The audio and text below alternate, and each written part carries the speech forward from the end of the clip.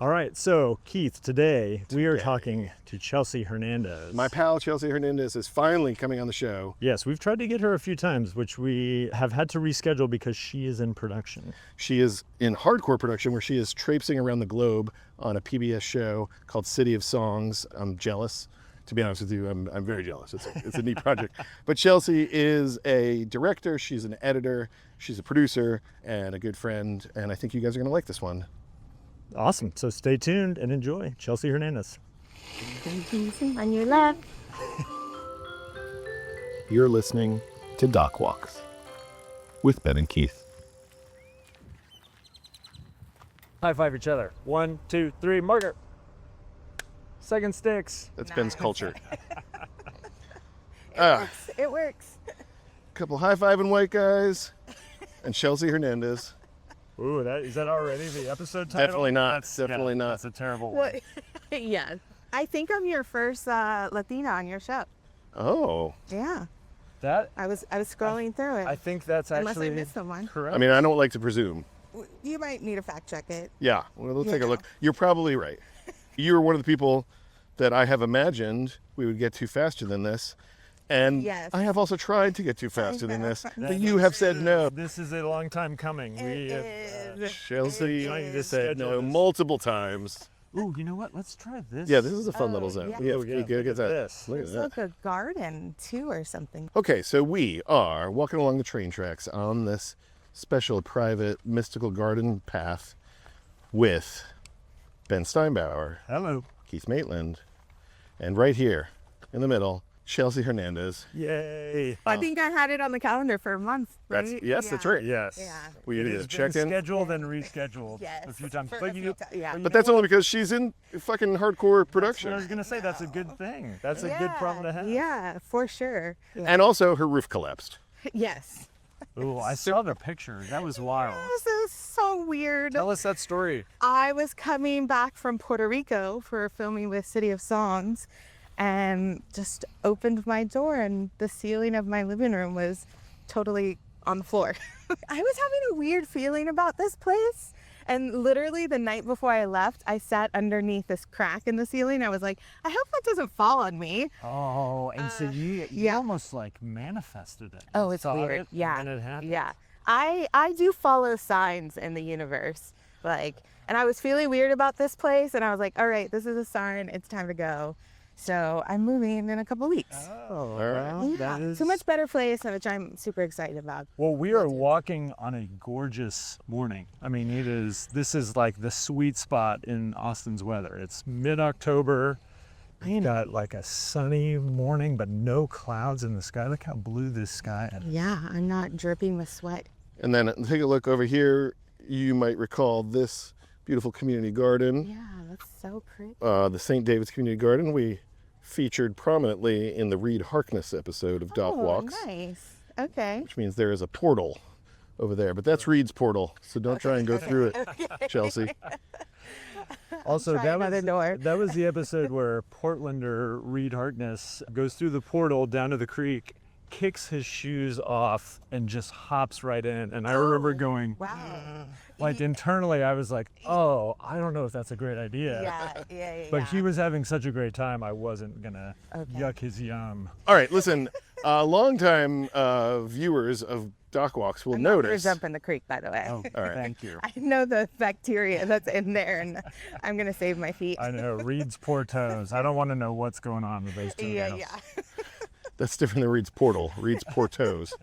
All that said, Chelsea Hernandez, longtime Austinite, like way back, longtime Austinite, I grew up here. child star Yes. on local television. Oh, I don't know about yeah, this. you didn't know that one. It's a trivia point on my IMDb page. I don't know who put that there.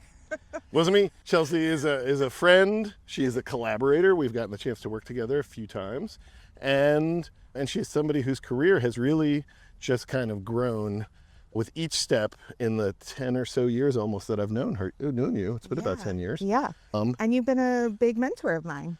Well, I just like to think of us as pals. Yeah. Wait, I want to know about the child star situation. What did you star in as a child? Well, I hosted my own television show No way. for half my childhood. It's adorable. Yes. Actually, I got recognized in Berlin. It was so weird. In Berlin? Yeah, we were meeting up with a host friend, and she was like, I know you. And I was like, did you live in Austin? And she's like, yes. She was like, were you on TV? And I was like, yes. It was so random. What was the name of the show? It was called Kids Ideas, and it was like a Martha Stewart show, but for kids. So I was the host, and I made crafts, and I cooked, and traveled around Texas, and it started at the Public Access Channel, where Austin Public is now. Which we are probably going to walk past on this walk. I was gonna say, yeah, this is the hood. And I started when I was 8 years old, did that till I was 17. Have 99 episodes. And so wait, at 8 years old, is this your idea or is this your parents' idea? It was a collaboration with my mom. My mom had a craft show. This was like back in the 90s, and crafts were like a big thing. Okay. Actually, that's when Martha Stewart, I think, was. Crafts are still a big thing to me. Yeah. We're a crafting family. That's awesome. I love it. She had a craft show, and she was learning she was taking all these producing classes and camera classes and learning the equipment and learning how to edit, tape to tape. And I was like, well, I want to be in front of the camera. And so she was like, okay. And we came up with this show together, and it started on Access, and we got a lot of publicity. And then we were on the WB and NBC affiliates here after Animaniacs. Oh, look at you. On Saturday mornings, yeah. Well, that's an interesting career trajectory, because most people who are in documentary filmmaking never have aspirations of being in front of the camera. Right. Until they start a podcast, anyway. Yeah. Well, present company certainly excluded. But Yeah. talk to me about that transition. Like, how did that? Totally. Yeah, how did that happen for you? I think what happened is I went to college, and I thought I was going to go into broadcast journalism, because I was like, oh, I've been in front of the camera. I interview people. Like, I'm going to do where we split in the poll. I guess so. Oh, that's bad luck. Oh, no. We have to do that a fair amount on this show. So I don't know. Maybe that's That's why your luck is. maybe we're cursed. Oh, no. Yeah. Gotta redo that. Well, you believe in signs, so let's look for good signs. Good sign. Good Yeah. sign. Yeah. I thought I was going to go into broadcast journalism and be a news anchor. Oh, okay. And I realized I wasn't like witty enough to be on camera. Here we go. You have to have a lot of, You gotta be quick on your feet. you got to be quick. Yeah. And so I didn't like how fast you had to be, and like just be on your toes in front of the camera. And I was like, okay, I'm not going to do this. But I met a group of like documentary filmmakers, and that's when I was like, oh. So you're still in college when you meet Yes. this group. Okay. Yeah. And where did you meet them? I met them here in Austin. I worked with one of them, and they were all from like Southern Illinois University and making Salukis. stuff. Yeah. And then that's when I was like, what are documentaries? And thought, this is what I want to do, because I like interviewing people, and I like learning about people and spending time with people also. And then that's when I just started. I just want to interject. I really hope you are going to provide us with a link to some footage. I have seen footage of Chelsea. It is adorable. And the most adorable part about it is I'm not surprised you were recognized. She looks exactly the same. Exactly. Okay, this is when you cut in a photo of Yeah. me and Yes. put it next to me. Yeah. Ben's getting all directory. Ben's getting directory, Let me folks. frame you on the right here, and then we will put I'll pretend this is my microphone. a picture of young Chelsea right here. Awesome. Okay. Nice. Got it. Chelsea, you mentioned, we'll work backwards in time here. You mentioned getting back from Puerto Rico recently. Yes. Because you're working on a series called City of Songs. Yeah. So City of Songs is a music traveling show on PBS directed by Mario Troncoso and hosted by Stephanie Hunt of Buffalo Hunt. And she travels the world trying to find the sound of a city. And so she immerses in the artists, the music and art culture. And yeah, we just travel around the world. So we went to Puerto Rico for season 2, went to Puerto Rico, went to Berlin, I'll be leaving in Mexico City in a couple of weeks. Wow, what an amazing Yeah, gig. Tokyo. And so this is a broadcast series for PBS? Yes. Hour-long Yep. episodes? Half hour Half-hour? episodes. National feed broadcast episode? Yep. You can watch season 1 on pbs.org. Wow. Yeah. Cool. Okay. Are you guys affected by the CPB cuts? For City of Songs, no, but I was affected on another film that I'm producing with an emerging filmmaker in New York, and we had gotten ITV's open call, Yeah. and we got the news of the open call that we No. got it the day Trump signed the executive order. So we were They waiting. pulled it back?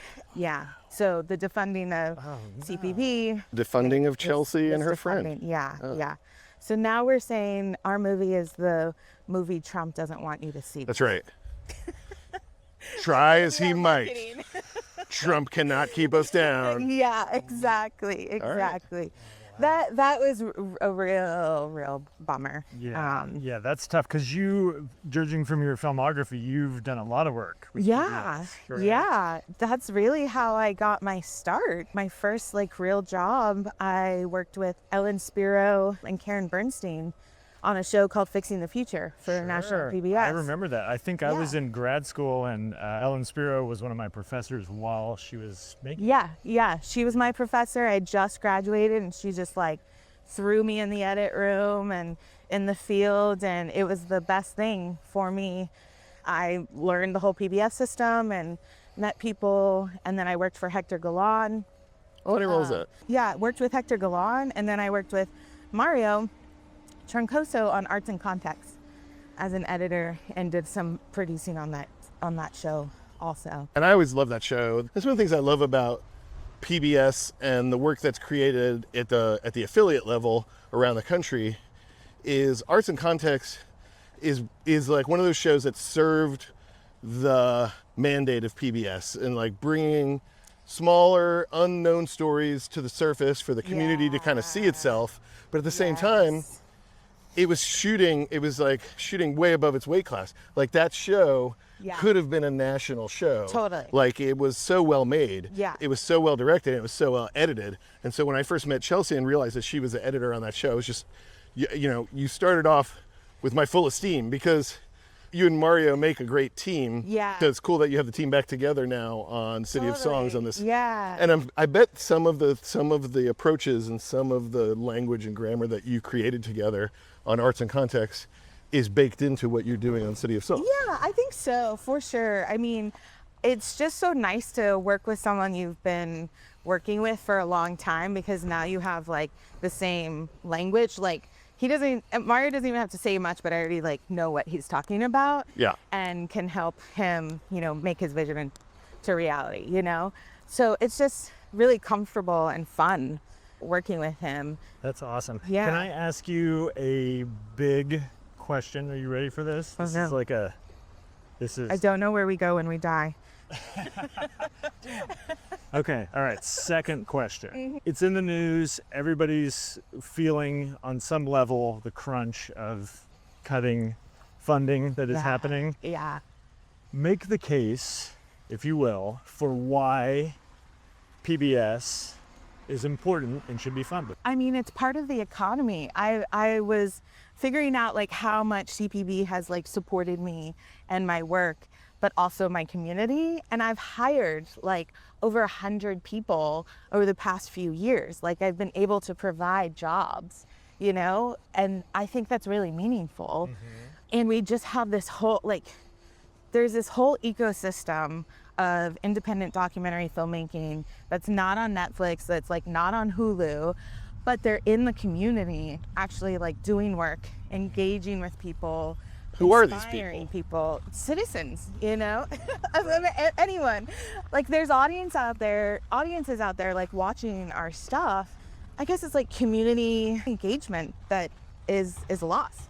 And art does so much to help people change their minds, to understand things, to be inspired, and we're gonna lose a lot of that. So At a time when we need it now more than ever, right? We were exactly. talking off camera as we were getting going about how young people are are basically watching YouTube or watching TikTok feeds, and we're all more and more drawn into our private worlds of our phones. Yeah. And so having a sense of community and city or civic pride, all Yeah. those things feel like they're starting to slip away a little bit. Yeah, and Yeah. like one thing too is like people will say like, well, you know, you can still make art, you know, you can do it for free, and it's like, no, like this is my job, you know, like I need to pay my bills, Right. stuff, you know. Right. And as much as there's like stuff I can do on the side, like passion projects and stuff that maybe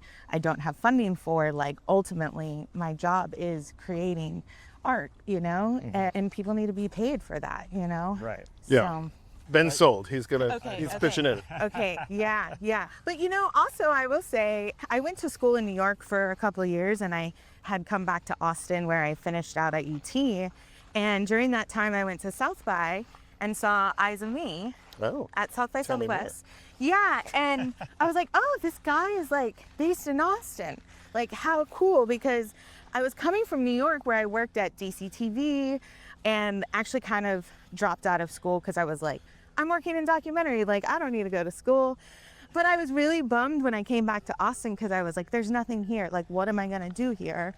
But seeing Eyes of Me was really inspiring because I was like, oh, this guy like lives here and made this movie. And then that's when I noticed the ITVS logo also. And I was like, okay, wait, what's ITVS? Like, I need to learn about this. So that was really inspirational. Seeing PBS stuff does inspiring work. Tell me more about this Eyes of Me. What is that? Enough about me. What do you think about me? No, but I really appreciate you saying that. And I know we're all a part of a continuum. And that's the thing I love most about like the community of filmmakers and honestly like why Ben and I are doing this podcast is like tapping into that continuum and recognizing, you know, you saw the first film that I made and saw that ITVS logo and that spoke to you and kind of pushed you in a direction. We recently had Bradley Beasley on the thing who reminded me that, well, there you go. Yeah. Well, Bradley is one of the people who pointed me to ITVS, you know, that's awesome. and then you mentioned, you know, Hector Galan, you know, talk about continuum. Hector Galan is the old. Latino godfather. Yeah. Yes, the Latino Ken Burns. and Austin's kind of like sole documentarian, it seems like, you know, going back 40 years. Yeah. You know, I don't know who else was around in the 80s making you know, PBS docs. Yeah. Ellen too. Yeah. Around a long time. And so, you know, and undoubtedly there are filmmakers that are coming up that are seeing your work, you know, that are inspired by you and the work that you are doing. Yeah. Are you a member of the Brown Girls Doc Mafia? Yes. Yeah, I was a member before it became like a big network. Yeah. I don't know what this is. Tell us what that. Okay, Brown Girls Doc Mafia is a network of BIPOC women filmmakers, women non-binary people. And I think I heard about it from Pam Aguilar, who used to work at PBS. And I was like, what is this? Like, the name of it was scary. It is a little like, yeah, like, it sounds like there's tattoos involved. There might be a little tattoos. But it's just a network of people. It's who just a have little database. DVX 100 right underneath your eye. A 2398. Yeah. Yeah. So. Now it's grown. They got Ford Foundation funding. Like, they've gotten more funding to support this group, but they have panels, they do fellowships for filmmakers, but there's also now a whole database of all the members online. So if you are looking for crew members in certain cities, wherever, you can go there and like reach out to people and contact them. Yeah. So I do not know about the Video Consortia. Is that what you called it? Video Consortium. Video Consortium. Yeah, it is another kind of like database for like nonfiction and maybe journalist stuff. It's a great place to get gigs. That's how I got the Beto gig. Okay. I worked for the Beto campaign in 2022 and saw a post on the Video Consortium. What was your role there? Because that's know, that's an interesting place where, you know, your activism and filmmaking converge. Yeah, it was wild. Like, because I've been so much in this like kind of journalistic space, you know, and now I was making work where I'm like, oh, I can attack the other party. I can make attack ads, you know? I was like, You know what's interesting about using that word attack is that our commercial production company, The Bear, yeah, we did some work with Beto, right. and they were always like, we're not going to do that. We're not going to do that. Yeah. We're not. And this was, I think, the first campaign, Yeah. maybe? When he was running for Senate. When he was running for Senate. Right. And we put together a couple of things. The Richard Linklater one that we did with Sonny Carl Davis, the Come On Ted, that went viral. Come on, Ted. Yeah. And that one was so funny because it like poked at Ted Cruz yeah. for not being, Yeah. Texan enough. Yeah. And they wouldn't aim officially. Oh, on that's it. so interesting. And we were always like, oh guys, come on. Yeah. Yeah.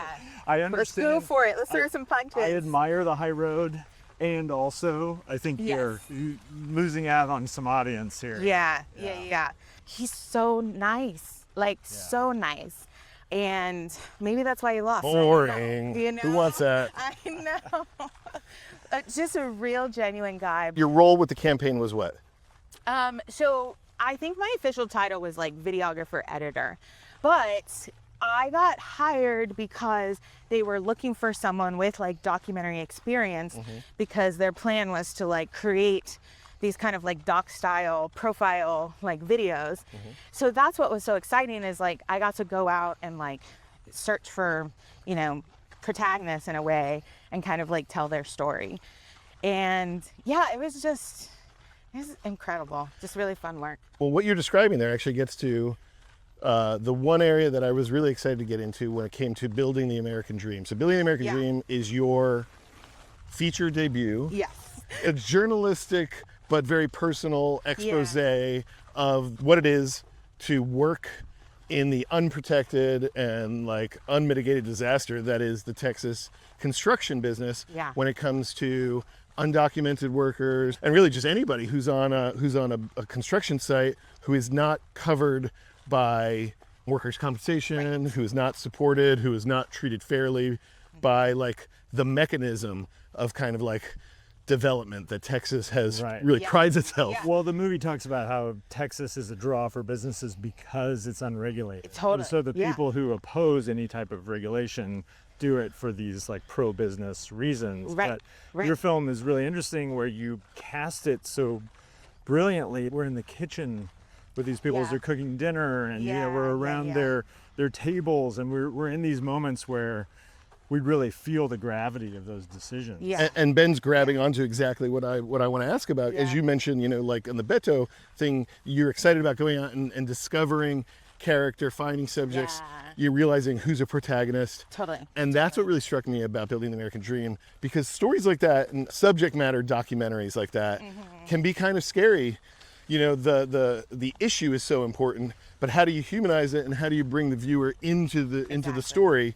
Exactly. And so that's what I want to ask you about is like casting, literally casting your net, right? Like building up your subject pool and finding folks, making a connection with them, and deciding on who makes the cut. Yeah. Can you talk a little bit about that?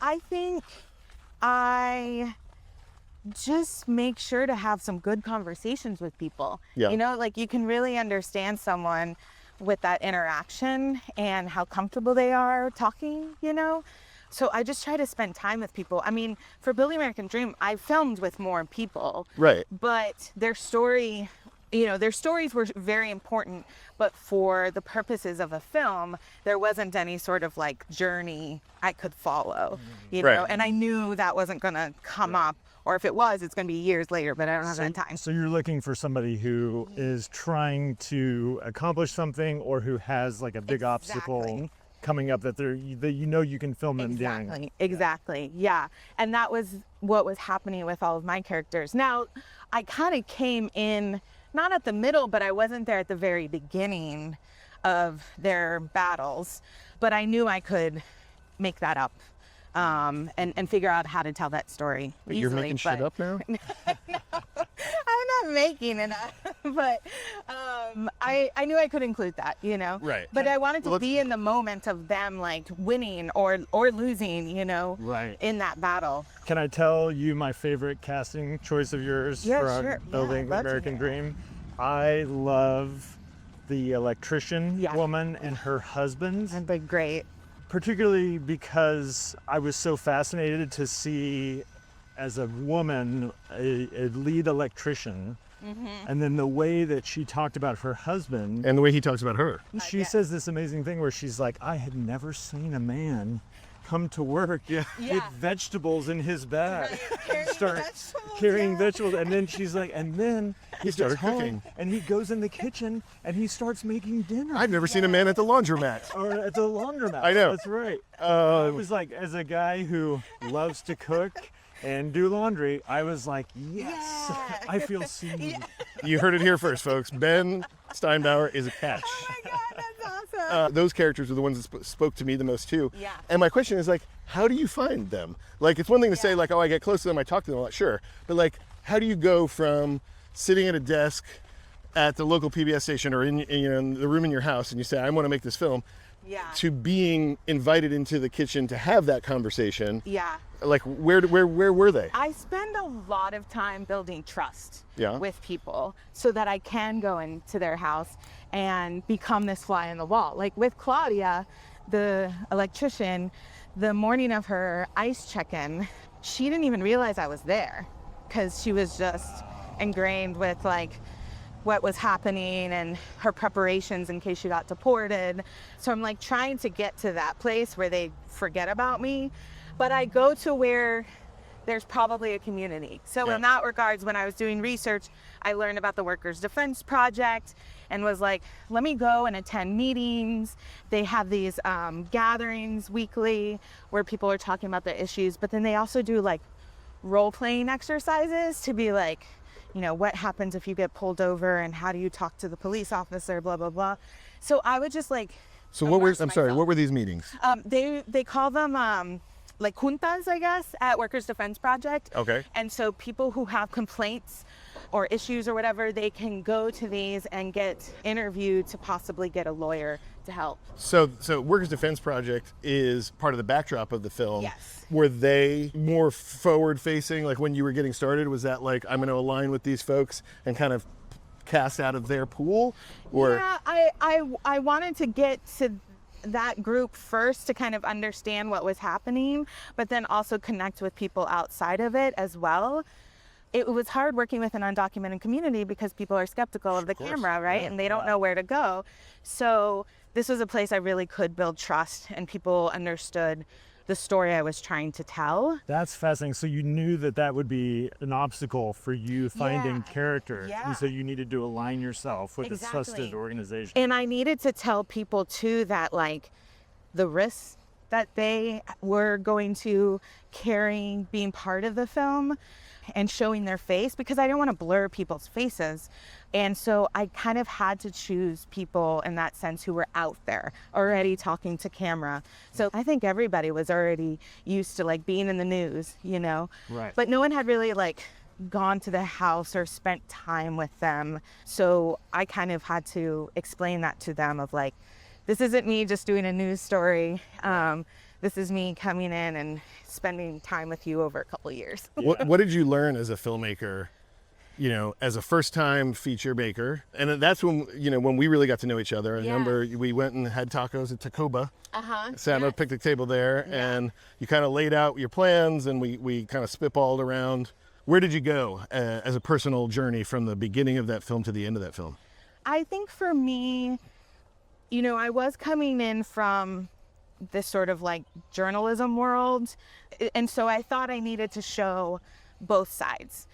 And I do have this other contractor that's in the film, but what I realized was like, it wasn't just black and white. Like there wasn't one evil person and, oh my God, what is that? Oh my What is goodness, good. Is that a mouse or That like? was a really fat mouse if that was a mouse. Did you get it, Ben? I didn't, but it's right here. Let's see if we don't spook it. Oh no, I think he went underneath. Right here. Whoa, maybe Where are you, fat mouse? there might be snakes Oh. around here because they eat those, whatever well, they let's are. hope Was it Your stuff. was it a hedgehog? Is that what that was? not. Kind of looked like, No, it wasn't a hedgehog. I mean, it was tiny. I don't know. I think was it a marmot? What was that? Having a marmot in the city limits, that ain't legal either. So, all right. But yeah, no, I came to realize that I don't have to show both sides. What I'm doing is showing a piece of the story that hasn't been told. And that's what I want to like focus in on. And because the subject was so big, like there were so many ways, there was so much I left out, but I couldn't include it all, you know? So I just tried to focus on the main pieces that were affecting the families and also moments of like universality, like you felt.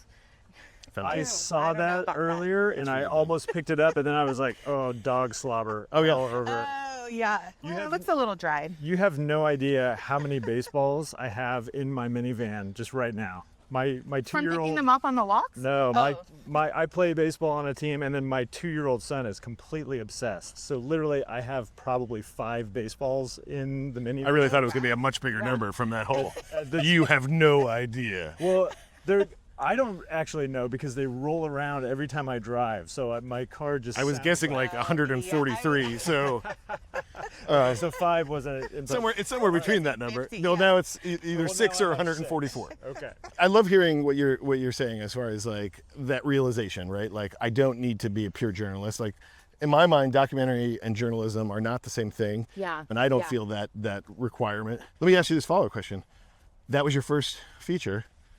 What would you do differently today with that film? I'm always curious, like the growth, like where have you gone? Like if you were starting that project today, is there anything you would alter or take a different tack?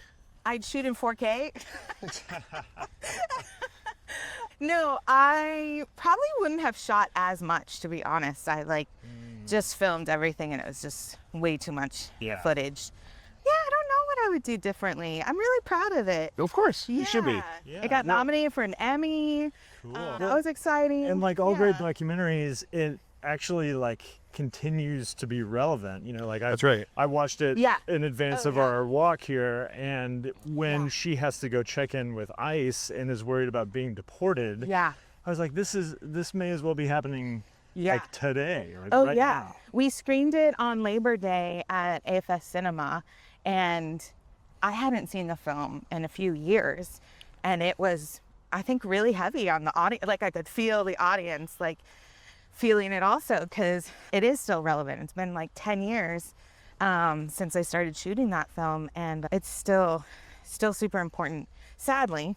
But it's still there to hopefully make a difference with people, help them think differently. No, that film has an evergreen quality that is an unfortunate evergreen quality because Texas shows no signs of adjusting the inequity in that world. Let's jump to another feature. Okay. One that Ben and I both have personal connections to. This is Breaking the News, to our co-director of. I am an executive producer on that film, although I did very little in classic executive producer style. But I was glad. Met like monthly, I feel like. Well, yeah, sure. We met pretty often. But, well, I appreciate that. I didn't feel like, I never went out in the field. I never had a camera in my hand. I was never in the edit room. These are all the things that, I do on my projects. And so it was an easy assignment to hop on a monthly Zoom call with people that I enjoy spending time with a subject matter that feels exciting and fresh and unfolding in complicated and challenging ways that, like spur great storytelling and problem solving. And so Breaking the News, and Ben has a personal connection to Breaking the News. Yep, I'm very good friends with Emily Ramshaw and David Hartstein, and of course know you guys, and so was and know Heather, and so I was always rooting for that film and really fascinated. I was just really impressed. So Breaking the News, let's just give a quick rundown of what the film is. Yeah, so the film follows the 19th News, which is a news organization that reports on politics and policy, but through the lens of gender and race. And so we filmed them in the first 3 years of their startup, which was during COVID, during lockdown in 2020. There was a presidential race, there was the insurrection, and we're following the reporters all through that pretty heavy political period. And I was doing that and working in the Beto campaign. Yeah. Wow. So how did you get involved? How did this come about? Heather actually reached out to me. Heather found the story, and she, had worked with David Hartstein, who is Emily Ramshaw's husband, and Emily is the CEO of the 19th. And she just had this idea and approached Emily about filming. And I think she was supposed to go down like during South by Southwest. And then the lockdown like was announced. And so then she had to like think about the story in a different way. Because her whole idea for the story was, oh, we're going to follow the 19th in the field during the election.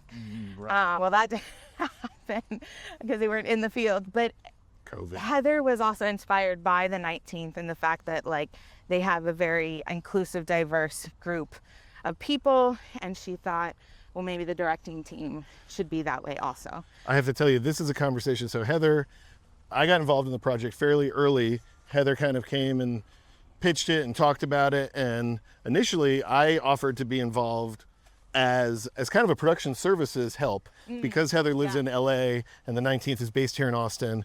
It felt like my wife, Sarah, who shoots all of my projects, could be available, and she's also an executive producer, could be available to kind of grab a camera and get stuff locally if Heather needed it. Yeah. If they were interested, they could office out of our office, they could edit out of our edit bays, you know, depending on where the project went. Yeah. And pretty shortly after Heather started pitching it around and developing it further, she came to me and she said, I think I need a co-director, and for exactly the reason that you said. And I advised against it. I'm just gonna be honest. Really? Yeah. Everyone did. Keith was trying to talk you out of the job. No, but I will say, no, she Well, wasn't. Guess we're what? Done with this podcast. Chelsea's name was not in the mix yet. As a matter of fact, Chelsea's name came out of my mouth when I said, if you're going to talk to anybody, you should be talking to Chelsea. I wasn't the only one who recommended Chelsea. So So you Keith did, is okay. taking credit for both. the job. I give and I take away and I give again. Okay, okay. No, but I was against the idea of co-directing because I have never done it. Yeah. And because I always view the role of the director above and beyond all the different things a director can do is a tiebreaker. It's a tiebreaker between the editor, the producer, the subject, the executive producers. You know, eventually somebody's got to have a final say. Totally. And when it's two people, you know, how do you navigate that? As Megan Gilbride always says, co-directors only work if they're born of the same womb. I highly disagree with Oh, that. right. So brothers, that's why there's like siblings. Or sisters. There's lots Or brother sisters. brothers. and there are a lot of those combos for sure. But Or a pair of as somebody- non-binary siblings. As somebody who has One brother co-directed and a on multiple projects, I disagree with that. Yeah. In the same way that you play in a band and you figure it out. And like True. and filmmaking is already a team sport, and I understand like the hierarchy is cleaner if there's one. Yeah. But no, it's collaborative. And so Yeah. like as long as you're on the same page and you guys agree that the best idea wins. Well, yeah, but that's I think you have to remember that, like the main goal that you all have is the same thing. Right. It's just how to get there is different. And I think that's what Megan is saying. I can understand because like if you don't have experience working with co-directors and you've been working as your, as sole director for a while, it can be a little hard to like navigate. Like you give up your vision a little bit, so that you can accommodate the other. compromise with baked in. There's a lot of Yeah, compromise. but guys, we make documentaries. Our whole job is giving up our vision. We have a vision. We go into a story thinking, I'm going to tell it this way. This is the path I'm going to go on. And then the story tells you what it is. True. Right? Yeah. And so we're so used to like doing that arithmetic, doing that dance where we think it's one thing and actually it reveals itself as the other. And to me, that's the magic of what we do. It's like this continual life lesson. Yeah. But directing is not just story, and I appreciate like what you're saying as far as like following the narrative as it unfolds. That's for sure. But when it comes to vision, there's also aesthetic choices, there's tone, there's pacing, there's music, there's 1 million decisions that a director is ultimately responsible for. Yeah. And so I don't disagree that like a true documentarian needs to be able to follow where the waters wash us. Yeah. Is that a phrase? Is that a thing? Yeah, Ben was giving me shit the other day because he's realized from editing these podcasts that a lot of times I start talking before I know where I'm going to end up, which is a true documentarian. Yes. It's allowing the waters to wash me. You're basically proving my point right Do now. you want to jump in the creek? Ben wants to push me in the creek. But Wash away. so I'm breaking the news. You are co-director with Heather, but you guys didn't stop there, and that's the point I was getting at. Is like you weren't stuck with two people, flipping a coin, which is my concern. Yeah. You added a third director, Yes. and to Princess. complicate things, you added a third director who you guys didn't know very well. And we didn't meet each other, I think, until like maybe a year in or something, because we were all remote. The age of COVID. And we were all over the country. I was in Austin, Heather's in LA, and Princess is in New York. So talk about like a diversity in every possible way. Yes. And a producer. Diane Quon, who you had on your show also. That's right. Fantastic. Diane, So maybe my amazing. favorite guest. And honestly, we did Diane a real disservice. Actually, that's not true. We did Diane a service. We did our listeners a real disservice by only speaking to Diane for probably about 25 minutes.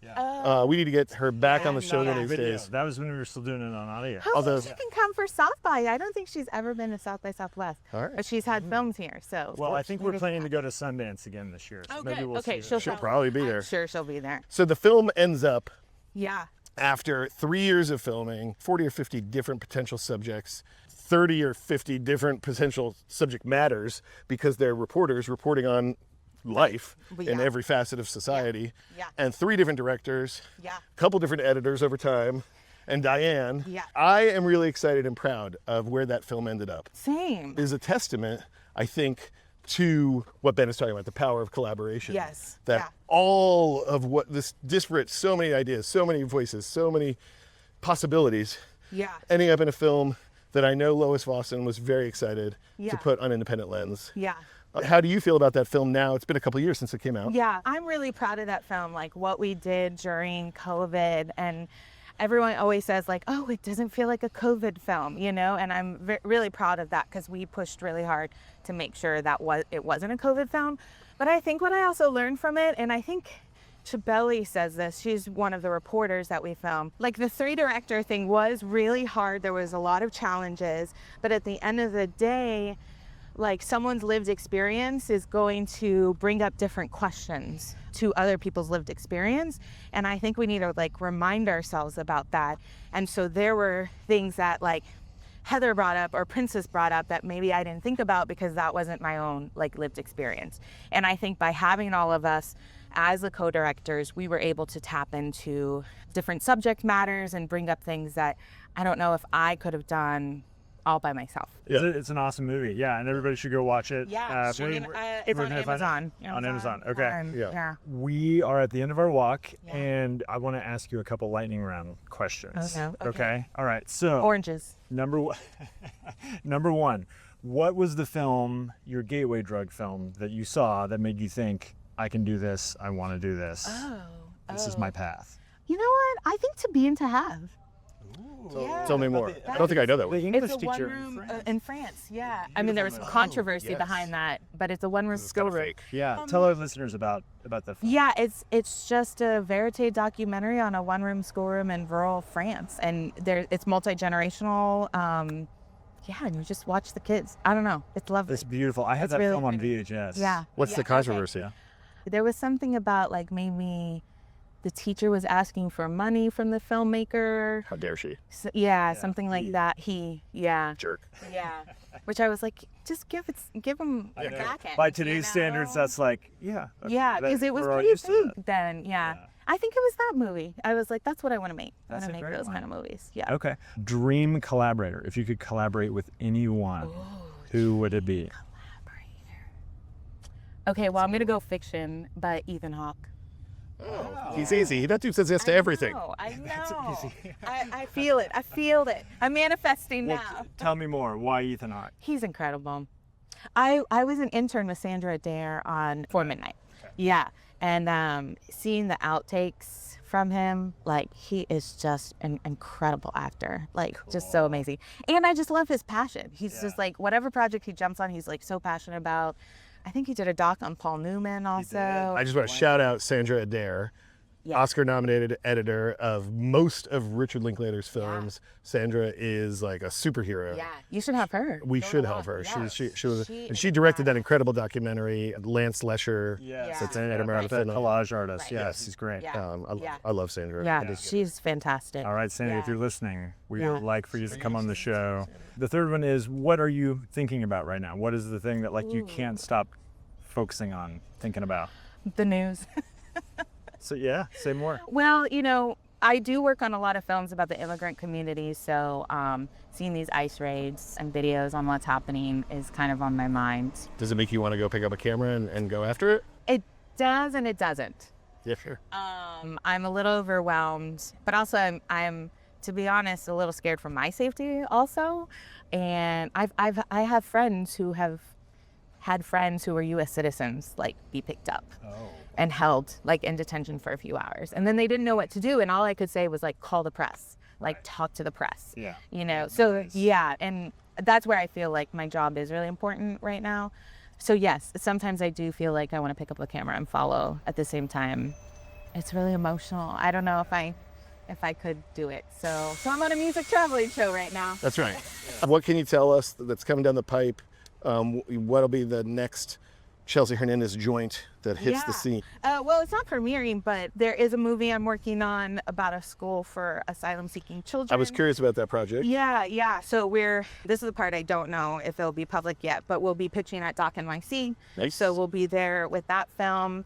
So I'm really excited about that film, and thinking about like the ICE raids and everything happening now, being part of that film allows me to bring my thoughts and emotions into that film.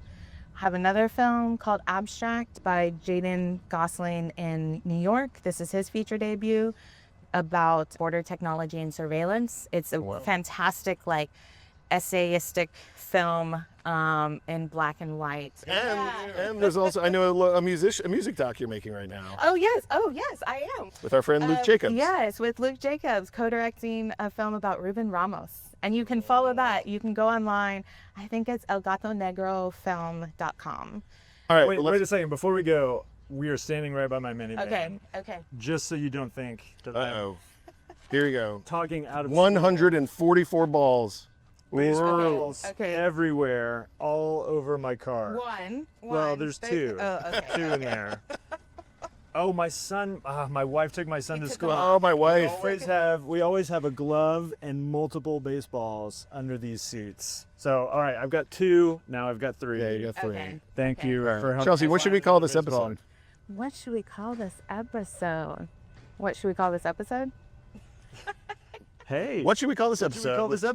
Chelsea Hernandez. I think I just named it. And that was Chelsea Hernandez. Chelsea Hernandez. It sure was. I have known Chelsea's work, and I have been friendly with her for many years, but I've never had the chance to really talk with her, and I was so glad she went on a walk with us. She's a great filmmaker, and she's always got opinions and ideas. And I have to tell you, she's one of the people, she's not the only one, but she's one of the people that we've had on this podcast that I have an organic walk and doc relationship with. Yeah, you walk with other people. I know you like to point this out as often as humanly possible. Listen, I also walk with other people. But Ben has You don't far more hear friends than me I have. talking about how I'm going on all these other walks. No, he loves to talk about baseball and teaching UT and being a great dad. I am just out here getting my steps and complaining about the industry. All right, guilty on all accounts. Well, thank you guys for listening to Chelsea's episode. Thank you to Chelsea for coming on. And let's talk about it next time. On Doc Walks. Ben and I are walking with Rena Effendi. She's a filmmaker from Azerbaijan, currently living in Istanbul, traveling to Austin to present her film, Searching for Satyrus. This is a fun one that travels great distances, has some laughs, and some beautiful butterflies too. Once again, thanks for spending time with us. Thank you to Chelsea for coming out. Yep, and thank you guys as always for listening. We hope you enjoy, and we'll see you on the next one. On Doc Walks. Doc Walks is produced, directed, edited by me, Keith Maitland, and him, Ben Steinbauer. and co-producer Dayton Thompson. We'll catch you on the trail. Next time on Doc Walks. One foot in front of the other. Stop talking.